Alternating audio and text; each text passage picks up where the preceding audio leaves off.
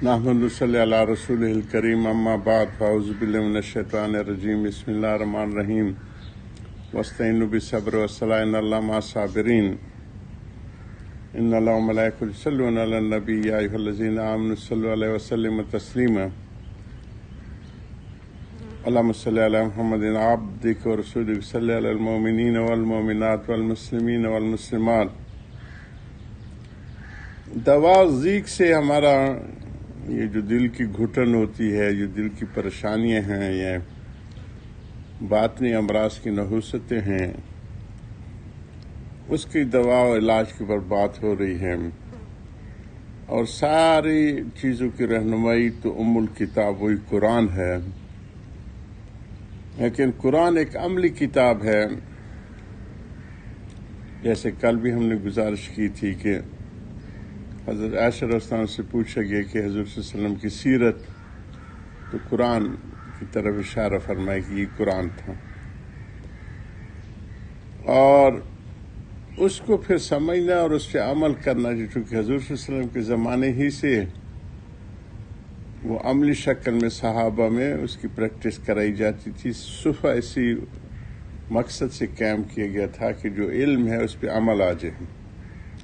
अब मुश्किल ये है कि इल्म पे अमल नहीं आ रहा जी। सब कुछ है, सर्फ और नहू भी उनकी अच्छी होती है, तकरीर और तहरीर में भी कुछ गुजारा करते हैं,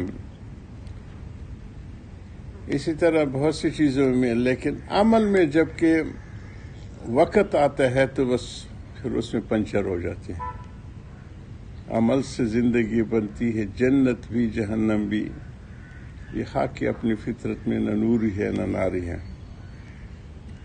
तो हमारे एक बुजुर्ग फरमाते थे कि आज सबसे बड़ी रुकावट हम लोग हैं कि हम उस हद तक दीन को मानते हैं जो हमारे ख्वाहिश के मुताबिक चल रहा होता है, उसको छोड़ बैठते हैं कि जो हमारे नफसानी ख्वाहिश से टकराता है, और वही वक्त होता है जमने का। और इससे ही फिर दिल की दौलत बनती है, नफसानियत मगलूब होती है, नूरानियत और रूहानियत फिर परवान चढ़ती है इससे। तो इसी पे हम हज़रत के एक शेर पढ़ रहे थे, चीज़ कुरान ए कलाम हक शिनास, जो अहलुल्लाह है, जो कलाम हक को जानने और मानने वाले हैं और अमल करने वाले हैं। इमाम मालिक साहब रहमतुल्लाह को हम बार बार सुनाते रहते हैं कि मन तफक्का वलन तसव्वुफ, यानी मसलो मसाइल तो उसने पढ़ लिए और उसकी कुछ मशक कर ली, लेकिन अमली शक्ल अपने अंदर उसको नहीं उतार सका, जो कि अहलुल्लाह का खासा है। वो कलाम में हक शिनास लोग की मईयत से वो हासिल होते हैं। फ़कत तफस्सक, ये वही होगा जो मैं अर्ज़ कर रहा हूँ कि जो उसकी ख्वाहिश के मुताबिक चल रहा होगा तो उसको तो वो मानेंगे।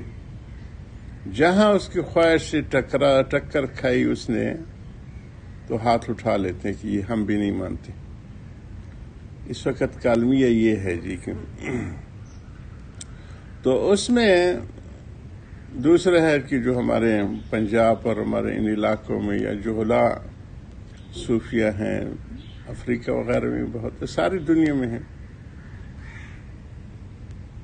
वमन तसव्वुफ वलम यतफक्कर, कि वो तो कुछ कैफियत और कुछ चीज़ें मुराकबात और इन चीज़ों में तो उनको रसूख हो जाता है, लेकिन ज़हर और बातिन के मसाइल से ला ताल्लुक़ रहते हैं। फ़कत ज़िंदग, तो ये ज़िंदगी पढ़ेंगे, कभी हवा में उड़ेंगे, कभी समंदरों पे जाएंगे, कभी किस्से कहानियाँ घड़ेंगे। मन जमा बैनहुमा, ये कुरान शिनास ये होंगे, जिसको मैं समझाने की कोशिश करूँ, जिसने इल्म ज़ाहिर भी हासिल कर लिया और इल्म बातिन की भी मशक करा ली अपने किसी रहबर और रहनुमा की सरपरस्ती में।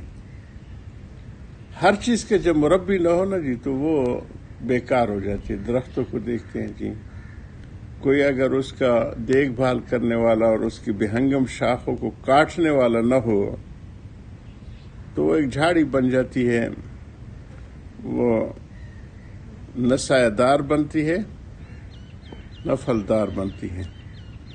اسی پہ ہماری بات چل رہی ہے۔ اللہ تعالی ہمیں اس کی سمجھ عطا فرمائے اور اپنے حضرات کی تعلیمات پہ عمل کرنے کی توفیق عطا فرمائے کہ کلام شناس جو ہے جو بزرگان دین ہیں، جس کو قرآن نے خود ہی فرمایا ہے کہ یا ایھا الذین آمنوا اتقوا اللہ، اے ایمان والے تقوی کو اختیار کرو۔ پھر اگلا سوال ہوتا ہے کہ آئے گا کیسے؟ یہی چیز جو ہے قرآن شناس کی، یہ ہماری زندگی میں کیسے آئے گی؟ تو اسی کے اوپر چل رہی ہے کہ کونوا مع صادقین۔ پھر صادقین صرف نام والے نہیں جی، کام والے ہوں جی، عملی طور پہ چلتی پھرتی شکل ہو قرآن کی، اور یہ سارے تعلیمات اس کے اعضاء جوارح میں موجود ہوں، تب یہ رونمائے رب ناس آمد بناس کہ اللہ سبحانہ تعالیٰ کی نشاندہی کرنے والا اور اس کے پہنچانے والا لوگوں کو آیا ہے، لوگوں سے ہوتا ہوا حضور صلی اللہ علیہ وسلم کی وساطت سے، صحابہ کرام کی وساطت سے، اولیاء کرام اہل اللہ اور اہل حق کی وساطت سے آیا ہے۔ بس قرآن کو دیکھ لو کہ اس کا دیکھنا ہے، اسی طرح مخلوق دیکھ لو۔ کل میں نے مختصر سی بات کی تھی کہ صرف آواز کو دیکھ لو، کروڑوں مخلوقات، ہر ایک کی آواز اور دانت اور زبان، لیکن ہر ایک کی آواز پہچانی جاتی ہے۔ لاکھوں کے ریوڑ ہو، ہر ایک کی شکل جدا ہوتی ہے، اس کی آواز جدا ہوتی ہے۔ اسی طرح مرد اور عورت کی اربوں کی آوازیں جدا ہیں۔ اس مخلوق میں اللہ سبحانہ تعالیٰ کی قدرت و کارستانی کو دیکھ لو، اور پھر اندھیروں میں، پیٹ کے اندھیروں میں اللہ سبحانہ تعالیٰ یہ ساری چیزیں پیدا فرماتے ہیں۔ کسی کا تھمب امپریشن کسی سے نہیں ملتا، کسی سے آنکھوں کے آج کل امپریشن لیے جاتے ایئرپورٹس پہ، وہ ساری آپ کی تاریخ بتا دیتے ہیں کہ کون ہے، کہاں سے آیا ہے۔ اسی طرح بلڈ جو ہیں، بلڈ کی جو قطرے ہیں، یہ ساری شخصیت کو بتاتے، ڈی این اے وغیرہ جو ہیں۔ تو یہ اللہ کی مخلوق کو دیکھ لو تو اللہ کی قدرت اور اس کی عظیم الشان ہونے کی یہ ساری چیزیں سمجھ آتی ہیں۔ خواہشات کا بندہ نہ بنے کہ اپنی خواہش کو غالب رکھے، تو ہر سو آیا ہیں اس کے جو رنگ ہیں، لیکن تم کو اندھا کیا رنگ و بو نے، حضرت مجذوب صاحب کے اشعار ہیں۔ غرض وہ لوگ بواسطہ مخلوق کے خالق کی معرفت حاصل کرتے ہیں کہ مخلوق کے واسطے سے حق تک پہنچتے ہیں، وہ یہ سمجھ کر سب کے حقوق ادا کرتے ہیں۔ سو ان کے دیکھنے پر اپنے دیکھنے کو قیاس مت کرو۔ آپ کی حالت اور ہے اور ان کی حالت اور ہے، جو اہل اللہ کی حالت اور ہے اور ہماری حالت سیاہ چشمے لگے ہوئے ہیں آنکھوں پہ نفسانیت کی، اور ان کی نورانیت ہوتی ہے۔ کار پاکا را قیاس از خود مگیر، گرچہ مان نوشتن شعر و شیر۔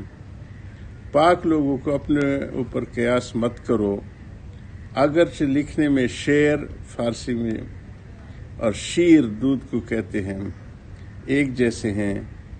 یہ رفع تھا شبہ متعلق تقدیم حق عبد علی حق اللہ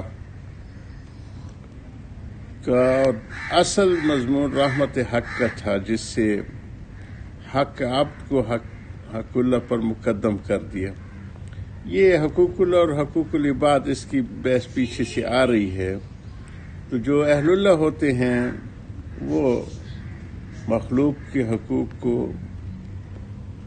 حق اللہ کے طور پہ بھی اس کو رحمت سمجھ کے اس کو پیش آتے ہیں، آگے رکھتے ہیں، بچوں کی، بیوی کے، اڑوس پڑوس کے جانوروں کے، حتیٰ ہمارے حضرت شاہ عبدالعزیز صاحب رحمہ اللہ جو ان کے شیخ تھے، حضرت گنگوئی کے سلسلے سے تھے، یاسین ناگینوی سے ان حضرت، ان کے ساتھ ان کے بڑے سفر تھے جی. اور یہ جتنی بھی پاکستان میں ہماری دینی تحریکیں ہیں ان کے وہ تھے، بانی تھے. انشاءاللہ اس کو اگلی مجلس سے جاری رکھیں. وآخر دعوانا الحمدللہ رب العالمین.